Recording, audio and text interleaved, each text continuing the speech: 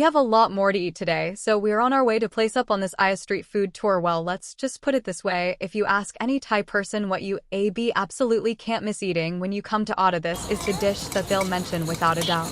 Especially if you know this dish, you just immediately smell that aroma, it brings back good memories, smells so good. I'm talking about, or boat noodles, like the #1 dish that you have to eat in Otta that it's associated with, and just has this incredible cinnamony sweet aroma to it with a great history as well. And this place is extremely famous, and this place is called Biwith, and actually it's right across from one of the main temple ruins of Aa. And so actually we've come here quite a few times, but I don't think I've ever filmed a video here. Yeah, we never filmed a video, but we always come here when if we visit Otta. This is one of the main stops, legendary. Now you do have a couple of decisions here. There's not a lot of choices you can make because they serve boat noodles, but there are a few decisions like your type of noodle, and then also you can choose to get it in, which means it's going to be creamy and thick from the blood that they add to the broth. Additionally, you can choose between pork and beef. They have quite an incredible assembly line going. They have it down to a science, because right now this would be like not busy at all, even though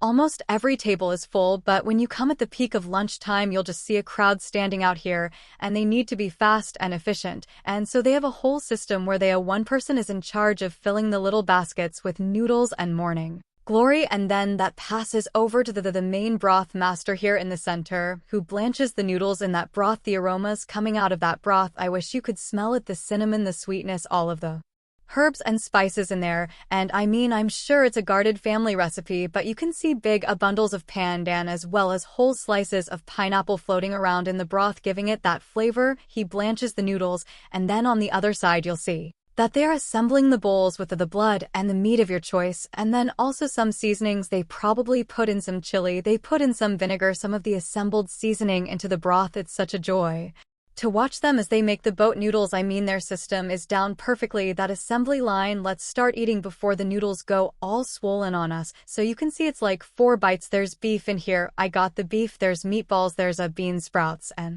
morning glory, I got SLE, which are the medium-sized rice noodles. The broth at the bottom, what a harmony of flavor, a little bit sour, a little bit sweet, a little bit spicy already, but now that you know the base flavor, that's how you know how much to season yourself. And boat noodles are made to be seasoned according to your liking. In fact, you know what I might do? It's a common thing that people do now. Well, since we're not rocking around a boat anymore, is to combine them. That way you can be a little more efficient on your seasoning. Let's combine 2 bowls, lots of vinegar. I love vinegar. And then let's move in for a little bit of chili. Oh yes, and make sure you stir that up really good. Oh yes, excellent. Some of that meat, some of those noodles. Oh, make sure you base it with that sauce, the richness, the thickness of the juice of the broth. Oh yeah, man, that's good. The noodles, that they've started to absorb that broth. You have that beautiful sourness from the vinegar, the chili heat, the crunch of the water, morning glory, and the bean sprouts, the beef.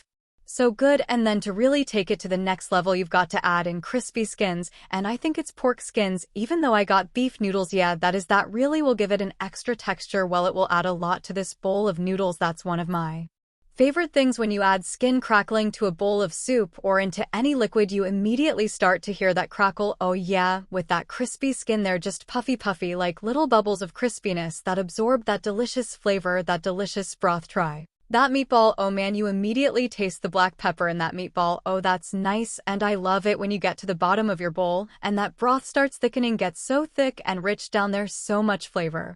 It's such a harmony of flavor. You got everything your taste buds could desire. Boat noodles were excellent. And by the way, like hot right outside of the boat noodles, they have a really good fried banana, so which you should definitely try. Oh, that's really good, nice batter coating, extra crispy, hot and fresh. Okay. Thank you for watching video. Please subscribe for more visit videos. Bye bye.